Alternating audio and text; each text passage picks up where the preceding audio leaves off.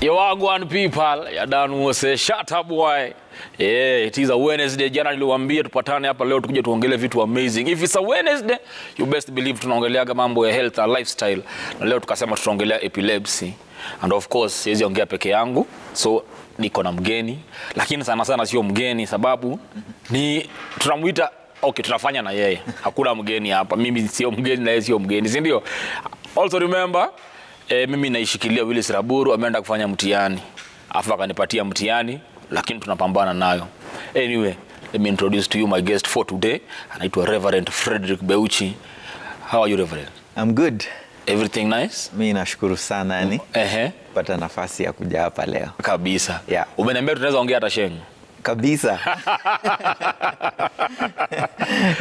Inawezekana Kabisa. Kabisa juu nakuaga na show nyingine radio naongeleshaga vijana sana. Dio. So I tend to speak a lot of sheng. Aina was. Ya kabisa.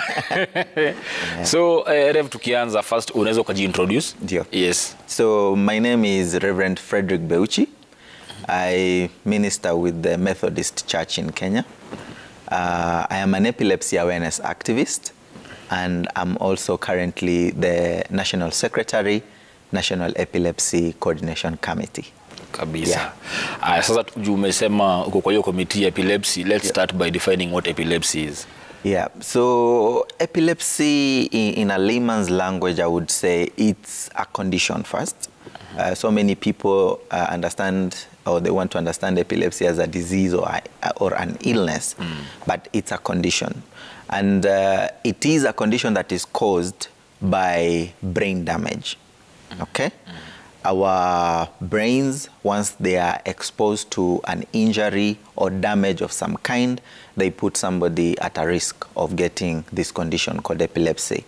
And how we end up getting either a brain injury or damage, most of the time it will be either through an accident, okay? You get an accident and then the accident maybe causes an injury on your head and the injury maybe goes deeper to touching your brain. But we have other illnesses also which end up causing brain damage. And these would be illnesses like cerebral malaria, meningitis. And for children mostly, we talk about birth complications. And this is where mostly we stress on expectant mothers. By the time they are due, they actually go deliver in hospital, because again, that gives them an opportunity to avert the risk of putting a child into a risk of either getting a head injury or the complications that might happen during birth, causing brain damage at the end of the day. So in summary, I would say epilepsy is a condition that is caused by brain damage, and some of the things that can cause brain damage or injury as I've mentioned them. Yeah. So epilepsy is not hereditary. It does not run in a family. A good question. So to a very small percentage, I would say, if there has been a history of epilepsy in a family, then there are chances that somebody would get it. But I don't want to people to really get it now that epilepsy is hereditary, because epilepsy in itself is grouped under non-communicable diseases. So it means it cannot again be passed from one person to the other, okay? It is under non-communicable diseases, and again we recognize it as a disability, okay? So to a small percentage, yes, it can be hereditary if it has been in a lineage of a family for a long time, but mostly we have very few cases that can be pointed out as having been inherited.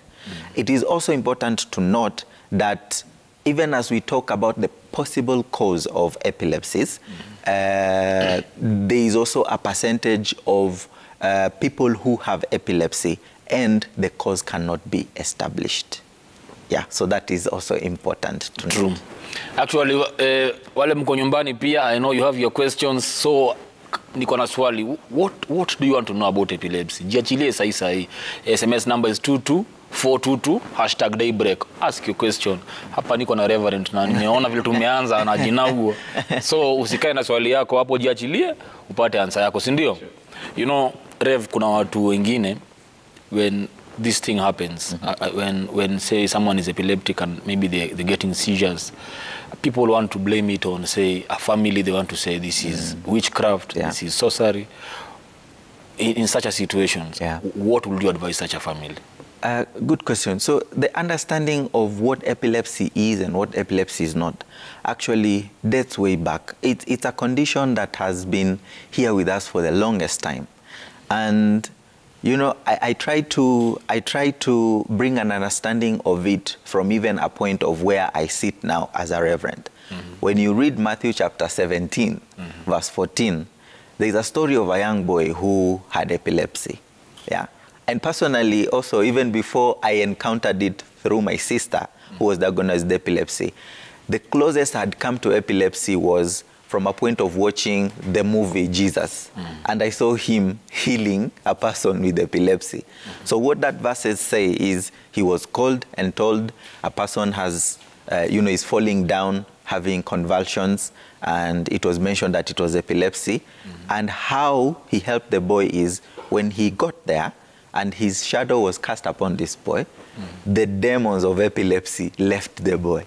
Yeah? Yes. So it's not a surprise that even as we talk about epilepsy today, even the learned and even my colleague reverends, some of them maybe think that epilepsy is caused by demon possession.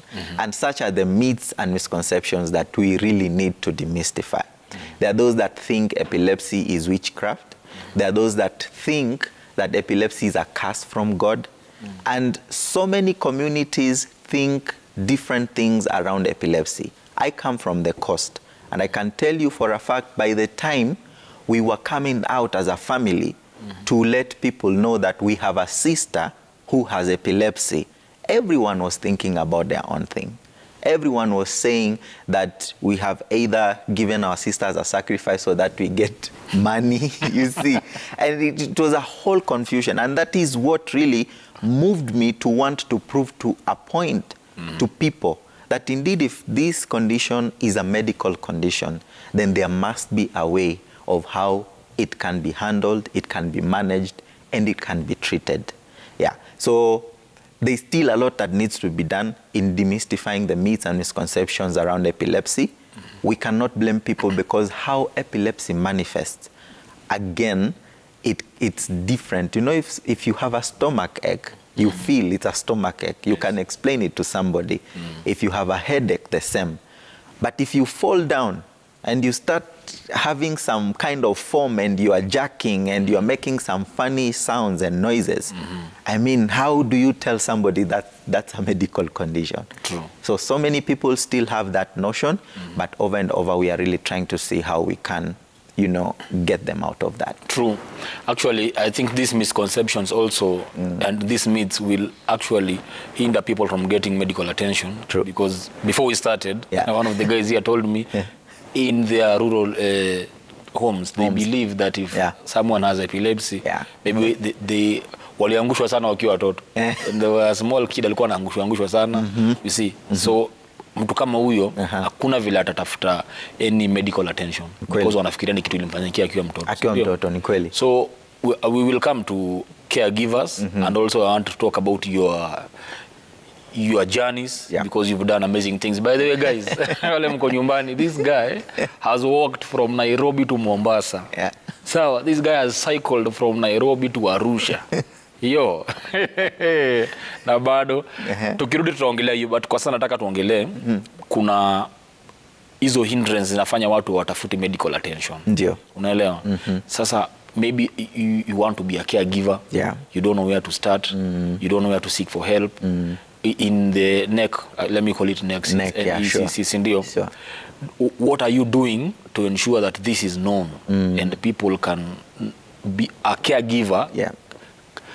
Or someone can reach out. You see, or a family can reach out and say, we have a sibling here, we have a daughter, you have a son here that has this condition, please give us help.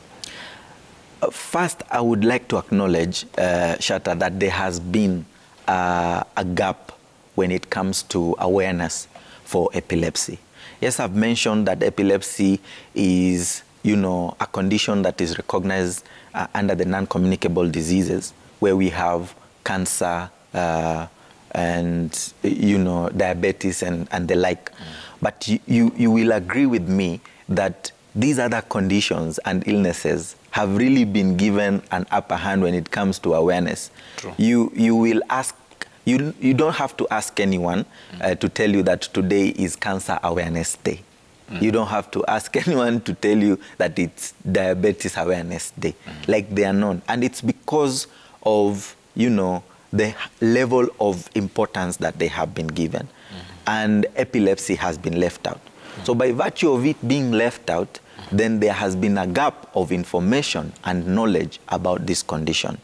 No wonder so many people have these people in their homes, but they wonder, where can we start from when it comes to wanting to get treatment and management?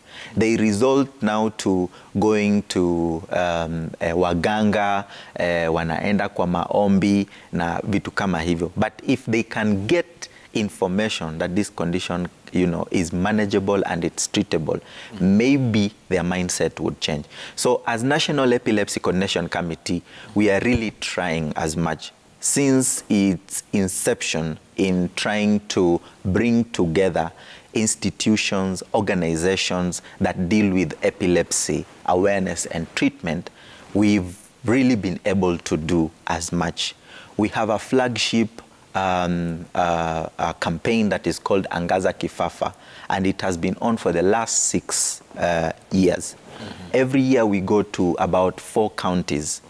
There is a gap in getting specialists who can treat epilepsy. So what NECC is doing is training the medical practitioners, from nurses to doctors to physicians, on the basics, so that anyone who works in any hospital in the country, they are able to be seen with a person who can easily and professionally diagnose whether somebody has epilepsy.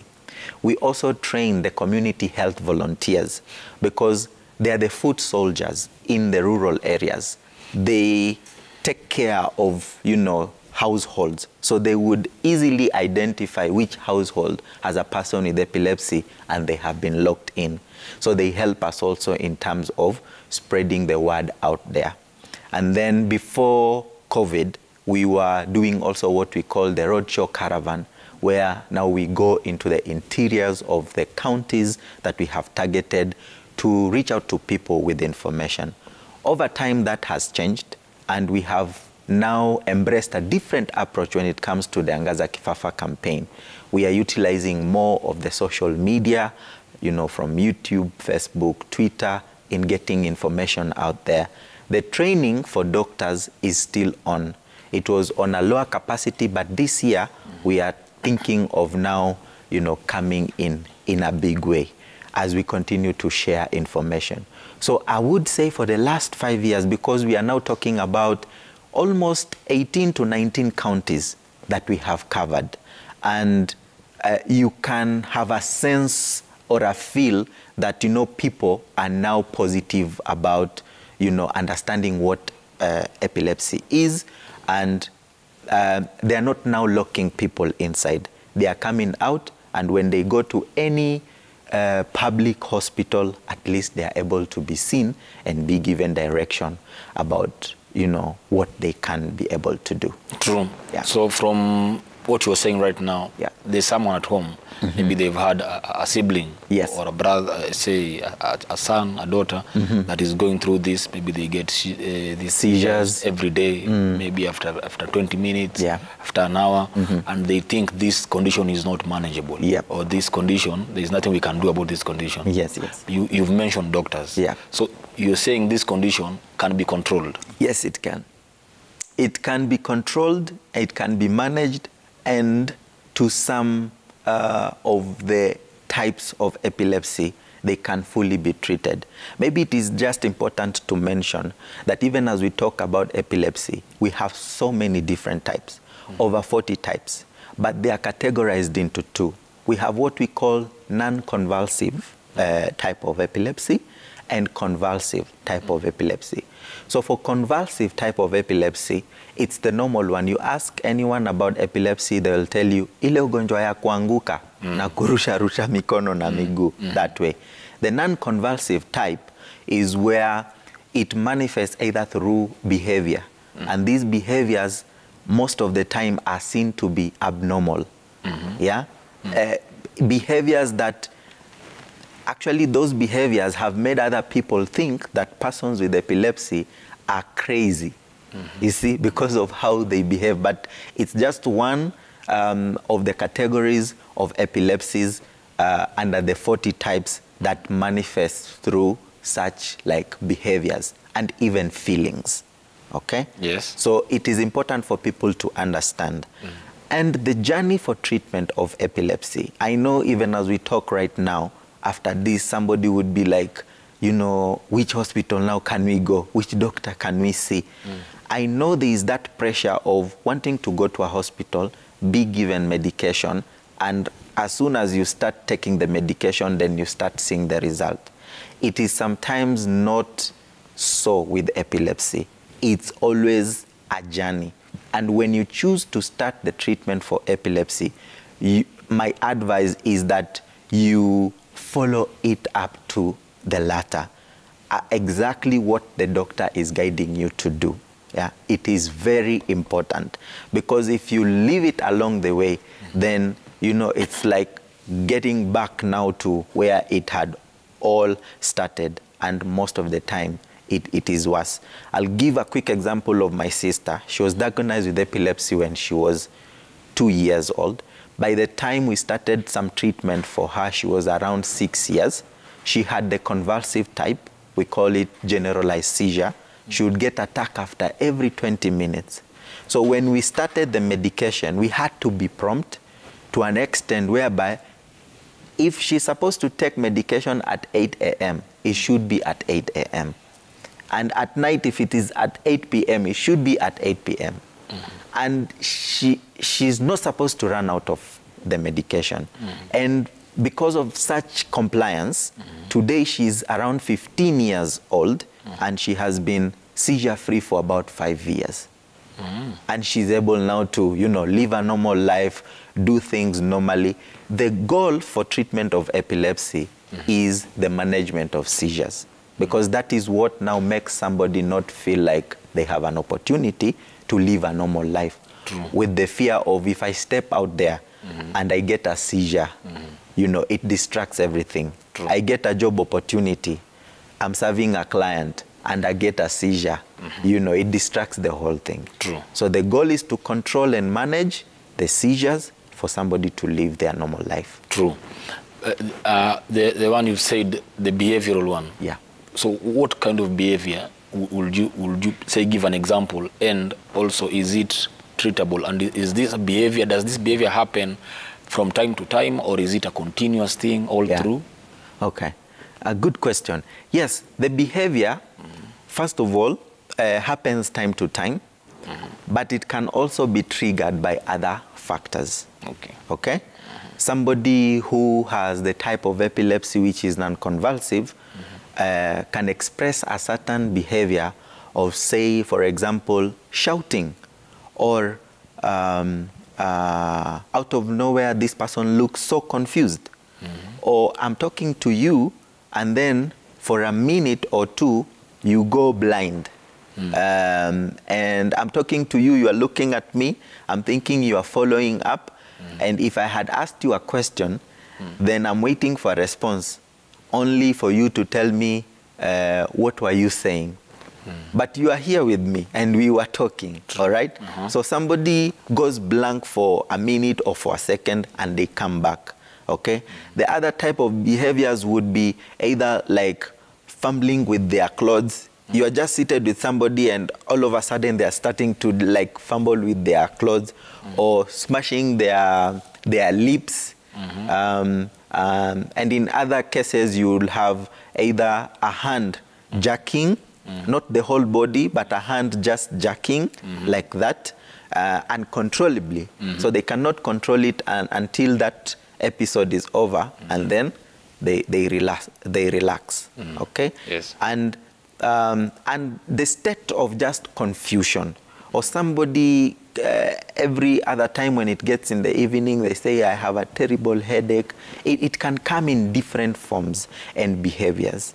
But the good thing, again, I can advise is that, you know, we are not saying that all these abnormal behaviors amount to an unconvulsive type or kind of epilepsy. It is important for somebody to go to the hospital, explain these symptoms. They will get diagnosed.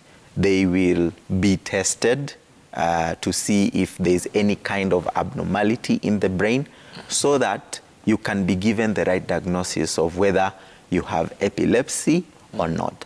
Because brain damage also comes along with so many other conditions, and epilepsy is just one of them. So I would advise that somebody goes to the hospital, explain the symptoms, let the doctor do the right diagnosis for them to be put under the right medication. That is very true. I have seen scenarios where people tend to have such behaviors, and it is blamed on drugs. Yeah. You know, okay, so drugs can cause it. Oh, yes. But also, people will neglect to treat someone because they think it's drugs. Yeah, because because this one is actually a reason as to why I'm asking is because can this epilepsy start manifesting when, say, you are 10, 15 years old? You see, now, because we have talked about epilepsy being caused by a brain damage, it can happen at any point of somebody's life. And it is not choosy on who. A young person, an infant, an older person, you know, a person who maybe has gotten at his prime age of doing or living a normal life. Because you never know when an accident can happen and to what extent somebody can get the brain damage. Okay? Yeah. And so it shouldn't be a case of, I have grown up as a normal person and why is it happening to me at such a time as this? And you mentioned also something very important, the long use of, you know, substance and drugs also, you know, can contribute to brain damage. Okay? You've lived a normal life, but because all your life you have been under the influence of drugs and substance, that can end up also at some point in your life to have a brain damage, and you start experiencing the convulsions or seizures, and it can develop to epilepsy at the end of the day. True. Yeah. So if someone, say, a grown-up starts experiencing these things, they're bound to go into denial, yes? Yeah, sure. In such a situation, maybe there's someone right now that is watching, that they know someone that is in denial, that this thing has started manifesting at their old age or at their adult age. True. What advice would you give such a person? Well, this is what I would say. Epilepsy in itself as a condition, when you start the treatment journey, or even at a point of diagnosis, you really need to have a very supportive team or a family at this point in time. I mean, it is not just for epilepsy alone. I think anyone who gets diagnosed by a condition or an illness or some kind of disease, you know, and it's chronic and it's long-term, there is that feeling of, you know, not wanting to accept at the word go. Yeah? But I know the fear of acceptance also creeps in when somebody feels like, okay, the things that I've heard about epilepsy as not being treatable, as a condition which if you have, you live with it for the rest of your life. You know, such are the things that make this person feel and think like this is the end of me. But it is not so. I think if people get to understand and have the right information, you will get diagnosed today and you will be willing enough to start the treatment journey early enough so that you can lead your normal life. I mean, you don't become part of epilepsy when you have been diagnosed with that. And that's why most of the time we don't want to refer people with epilepsy as epileptic, because it's kind of like you brand them. True. Like it's them and epilepsy together. I mean, you're still a human being, you're still a person. And this condition can still be managed, be treated, and you can lead your normal life. We have testimonies of so many people who have been keen enough to follow the treatment journey up to a point where they are now leading very normal life. They can work, they have family. There is no fear at all that if I have epilepsy and I get married, I'll get a child who has epilepsy, because that's a whole other, social issue around epilepsy. True. So, yeah, I still insist on the point of getting the right information and the willingness to follow that treatment journey. True. I want us to take feedback. Okay. Because I'm seeing a lot of questions. Sawa. I think you very helpful that you're here to answer. True. Kabisa. Remember still nimekuambia ujiachilie uko nyumbani, SMS number 22422. Ask me hashtag DayBreak. What questions do you have about epilepsy, and pate answers hapa tukiendelea, si ndio? Kuna madam ameuliza. Okay, sijui kama ni madam hajaandika. Sema, okay.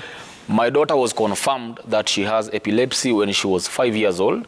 She is now 6 years and she's doing well with the medication. Right. Will she be completely healed? That's the first question. Okay. But from SMS, nijibu kwanza. Great. So, will she be completely healed?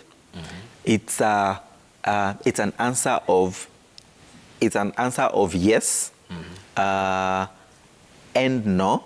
In this manner, that we are not being able to tell what kind or type of epilepsy she has. The good thing to pick from this story is that she is on medication, and from that message is that the seizures are controlled at this point in time. So what I can stress on is, be compliant with the treatment journey. And then over time, of course, you go back to the doctor to even share the progress. And I'm sure there are people, I'll give an example for my sister. We have started withdrawing, some of the medication in terms of how much medicine we were giving her because of the positive response that we have seen. Yes. And I'm very sure with a good consultant doctor where you go for consultation, they will be able to advise at what point you will start either reducing the medication because of the positive response that the child is having. True. Yeah. So to that parent, you said someone can lead a normal life. Oh yes. As long as it can be controlled. Exactly. Exactly. Kabisa. Haya, still on SMS. When a person with epilepsy collapses down, does he or she feel some pain in the process? Nice. So I think that takes us directly to a question of first aid also. I think it would be good to address that. Yes. There is the issue of when you are having a convulsions, most of the time, you are not either feeling your senses. So somebody can either have a seizure or an attack and fall on water or fall on fire, and you wonder why are they not getting out of that danger until somebody comes and they get them out of that. Okay? Yes. So they might not be feeling it at that point in time, but when the senses are back, they will always feel it. They will recognize that I have been burnt here and I have a wound. Most importantly, because this person has asked such a question, so that you don't assume that this person has fallen and they are getting burnt, and why are they not getting out of that place? First aid is very important. And now that this person cannot feel themselves at that point in time, they will require you to stand in for them and help them. There are 5 things that you're supposed to do for first aid quickly, and 3 that you're not supposed to do. Number 1, when somebody gets a seizure, you first stay calm. You want to establish what has made this person fall. And number 2, if they have had a seizure or an attack in some place where it is dangerous, either on water, in fire, or a place where it's not just very good, the environment, you take them out of the danger. Very important. And then number 3, you look for something that is soft and put it beneath their head. Okay? You put it beneath their head we have already talked why it is important to always protect the head to avoid so many other injuries, which we are not sure if they can go deeper in affecting the brain. If they are on tight clothing, try and loosen so that they can also have some fresh air at that point in time. Most of the time, a seizure might not last more than 5 minutes. I mean, 5 minutes, it's on the higher side. But it can reoccur, like after that episode of 5 or 3 minutes. I mean, after another like 3 minutes, it can reoccur to have another episode. But a single one might not last that long. So by the time, you know, the seizure is over, you roll them in what we call the recovery position, where you don't lie them on their back or stomach, but you lie them on their side.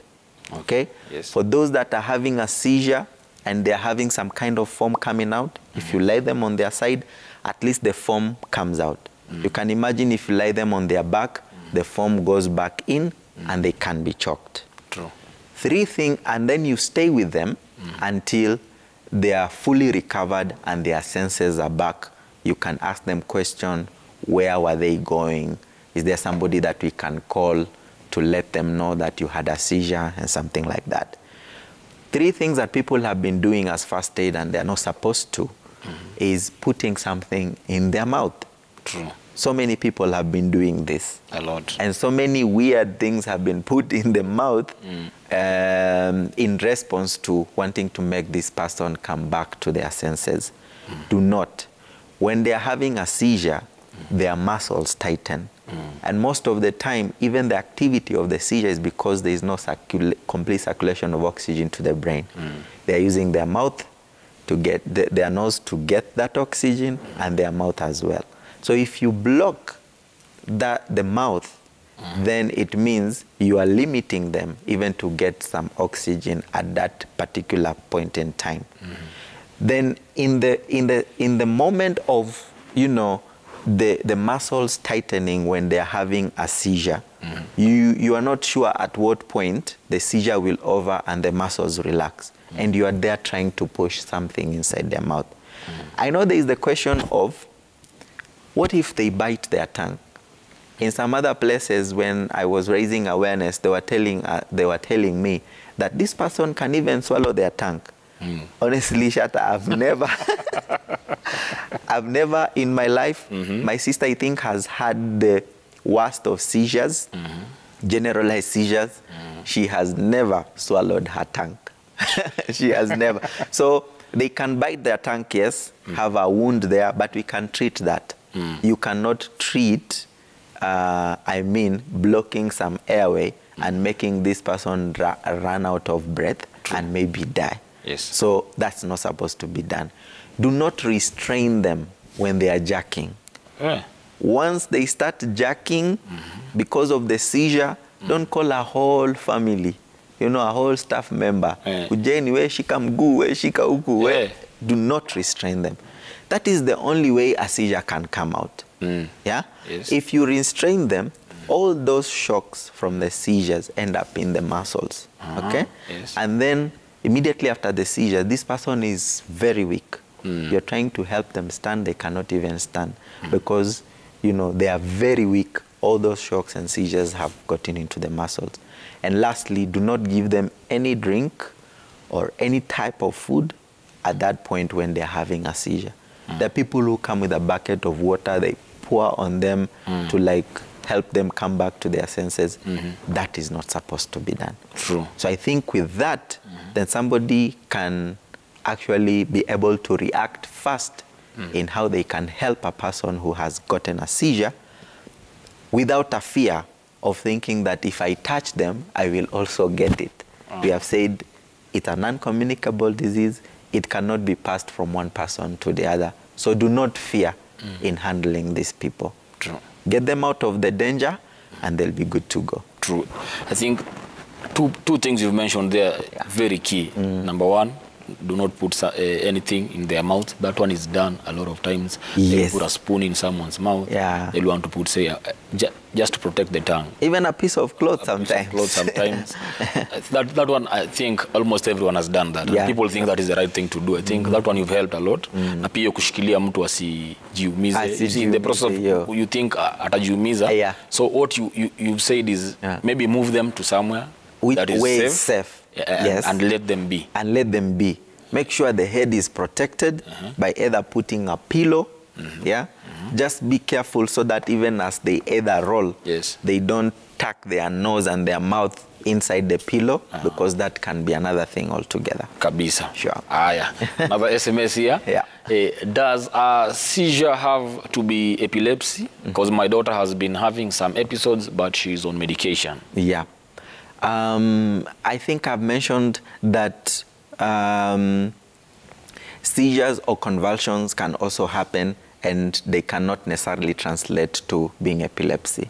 Okay? Yes. So if they have been happening, any kind or type of seizures that we have mentioned, please go back to the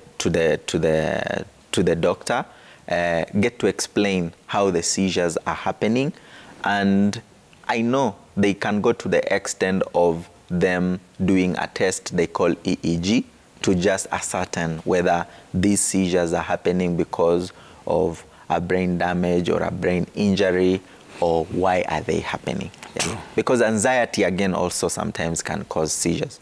You have mothers who are ready and due to deliver, and sometimes they also experience seizures.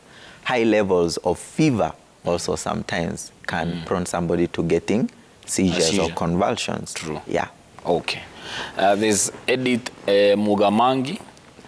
Anauliza, do we have an epilepsy society, and do epileptic people meet to discuss their conditions? Oh, yeah. So under National Epilepsy Coordination Committee, it's an umbrella body of so many organizations. We have research institutions there. We have community-based organizations. We have epilepsy support groups that have registered. So they can visit our website at National Epilepsy Coordination Committee, or our Facebook pages at National Epilepsy Coordination Committee, or they can reach out directly to me at Frederick Beuchi on Facebook, or Angaza Kifafa on Instagram, and we connect there, and I connect them with the epilepsy support groups that they want to be part of. Kabisa. Yeah. Nicholas Bett is asking, can epilepsy be caused by depression or stress? Depression and stress, these ones can be termed as triggers. If somebody has epilepsy, then they are under medication. They are doing so well, but they can be triggered to have a seizure or a convulsion if they are stressful and in depression. So they can only be termed as triggers for somebody who already has the condition. The condition could be so well controlled, but once they are exposed to a lot of stress and depression, then they are most likely to experience a seizure. Okay. David Ndera is asking, could severe back headache be a sign of epilepsy? Severe backache, not really. But again, I would just advise that they get to be checked. It's not always good to assume. Yes. We have talked about the brain. The brain is in the head, so you don't want to take chances when something like that is happening. I don't know from the head backache if they have either experienced any kind of seizure or something like that. So it's good for them to go to the hospital. What did you call that test again? It's called an EEG test. EEG? Yeah. Okay. So, sawa, there's someone. Huyu ni mchokozi tu. Anasema, nimesoma medical marijuana can be used to treat epilepsy by reducing seizures. What's your take? Tungemaliza hii show kabla mtu ajaulize hiyo swali. Hata mimi ningejiuliza mbona. Because we get it so many times. Yes. Yeah? And let me not talk about marijuana as being medical. Yes. I know there's a lot of research that is happening. Yeah? But I am not a medic. okay? I'm an awareness activist. I'll give you the right information as it is, which is researched and you know, which has no questions about it. So, yeah. And we know in the world there's a lot of research that is happening. So if at some point later in life we will have, you know, marijuana as a treatment for epilepsy, we'll get to know. True. Yeah, we'll get to know. So I hope umejibiwa vile. I hope umejibiwa vile. Anyway, kuna mwingine anaitwa Beatrice. Beatrice anasema thank you so much for letting us understand more about epilepsy. My request is for Reverend Beuchi to organize a training in Nakuru. My question is, can someone with epilepsy lose memory? Oh yeah, it happens. First, for Nakuru, I think even as we were talking, I told you we are planning something in Nakuru. And this year also the Angaza Kifafa campaign will be in Nakuru. So we have a number of activities that will be happening in Nakuru this coming month of March and maybe later on for the Angaza Kifafa campaign. So aendelee tu kufuatilia mitandao to get more information about that other part of the question, whether somebody can lose memory. Can lose memory. Yes. Yeah, it happens. I mean, if your seizures are not so well controlled, they happen time and time over again. You know, there is that sense of confusion that comes in and you are not able to follow up on things promptly. And it could also involve some loss of memory over time. All right. Yeah, sure. Rose Kiserem Bishop says Reverend Beuchi is doing a great job. He really helped us in our Kiserem Foundation in Kiambu County. Thanks for bringing him. So you've been to Kiambu and done amazing things. I've interacted with a couple of people who are doing amazing work when it comes to awareness across the country. And so I think that's a good thing. True. Yeah. Can epilepsy affect just the bones without affecting the brain? But not necessarily. I've never heard about that.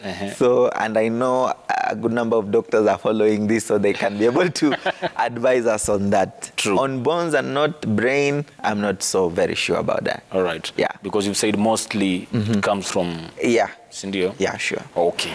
So now, before we wind up, thank you very much for your feedback, by the way, people. It's amazing. I hope easy answers mmepata zimewasaidia because most of you mmeongea from experience. Maybe you are caregivers or maybe you are suffering from it. We hope this conversation is helping you so much to understand your condition better or your loved one's condition better and how to give them better care. Sindio?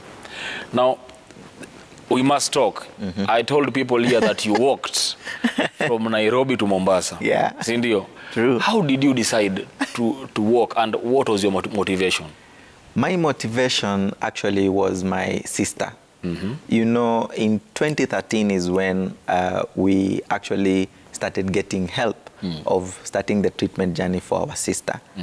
And I had an opportunity to get that information from watching an interview on TV. Yeah. So when I started seeing her getting better, then I took it upon myself to start creating awareness. I've been going to schools, I've been going to chief barazas and so many other places to create awareness. Then I had an opportunity to join the National Epilepsy Board as a board member way in 2015. And people were coming up with ideas, creative ways of making epilepsy to be known. And for me, I thought what would really create a buzz and, you know, attention towards this condition, because there are so many people and the awareness gap was just too big. And that's how I came up with what seemed then to be a crazy idea, because I remember even the board members calling me to just ascertain that I was okay when I was deciding to walk. And personally, I also didn't want even my parents to know that I was going to do something like that. But the moment I mentioned it, a couple of friends heard about it. They shared it out there, got my first interview for the papers. And a week before I even started walking, it was there, just a small paragraph. Then my parents got to see. They called a friend of mine called Dr. Eddie Chengo. We sit with him at the National Epilepsy Board. They were like, is this Frederick Beuchi, the son. son or what? Yeah. And they were told, yes, but we've had a meeting with him. He's so well prepared for this. Let's see what comes out of it. How many days did it take you to walk from Nairobi to Mombasa? 12 days. Yeah. 12, eh? It's 482 kilometers. Ukipiga shortcut unajipata Tsavo unaliwa na Simba. Upate barabara. Upate barabara. Must have been a grueling task. Yeah, it was. It was tough. The first 5 days I was doing like 35 to 40 kilometers a day. Of course, you get weaker as you continue. True. But it was a noble task. I would get to a town, I make a stop, I talk to people, and then they ask questions. We get on the next day. You meet people randomly on the road. You start a conversation. It was an amazing experience. Tiresome, but looking at what I was being able to achieve, and there's so many people that they were following it. True. It was great. That was 2018, yes? Yes. And you said you do it after 2 years. Yeah. So 2020, you decided now I will not walk, I will cycle. I will cycle. Not just in Kenya, I will cross the border. Exactly. And you cycled to Arusha. Yes. How many days did it take you? I mean, from the impact that we saw from the walk, yes, and how people were very receptive about information about epilepsy, I thought to myself, why not do this every 2 years? Yeah. So after every 2 years, I do an expedition. An expedition has to be more challenging than the one that you did. True. So this time, actually, the idea was to climb Mount Kilimanjaro because we wanted to raise awareness across Africa. But I thought to myself, I'll not be the first one. So I cycled for 3 days, Nairobi to Arusha, rested for 2 days, and climbed Mount Kilimanjaro. And you know, that created a lot of awareness across Africa. It even gave me an opportunity to be nominated for the International Golden Light Award, which was in Paris, France, and, you know, received that award.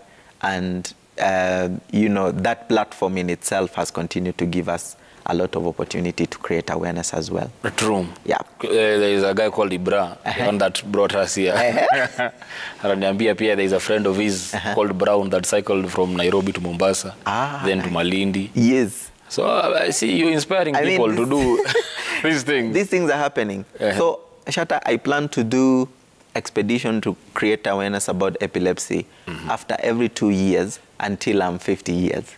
Allah? Yeah. Okay, it is 2 years from 2020. Yeah, sure. 2022. Yes. Are you planning to do something this year? I've really tried not to really say this, but because we are on national television now, everybody has an opportunity too. So this year I'll be doing my first marathon. It's called the BMW Dallas Marathon in Texas, USA. Yeah, to just go there, run. I've never done it. Yes. I mean, coming from the coast, you can imagine. Yes. Do you know any coastarian who has ever done marathon before? No. So the challenge starts there, you see, and taking it up there. Right. I just want to believe that it will be an opportunity for people to understand why somebody has to push themselves towards a cause. We will organize a run here in Nairobi and in Mombasa before we even go there for the bigger one. And then count another 2 years until we are 50. So we are still here to do a lot of awareness. Kabisa. Congratulations for the award that you won in Paris. Yeah. I hope you continue winning awards. Have you been given any award in Kenya before you speak about the Paris one? In Kenya, no. I think when I came back from Kili, I was given the Youth Advocate, Epilepsy Advocate of the Year, Africa. Yes. The award ceremony was in Morocco. Okay. And then this one.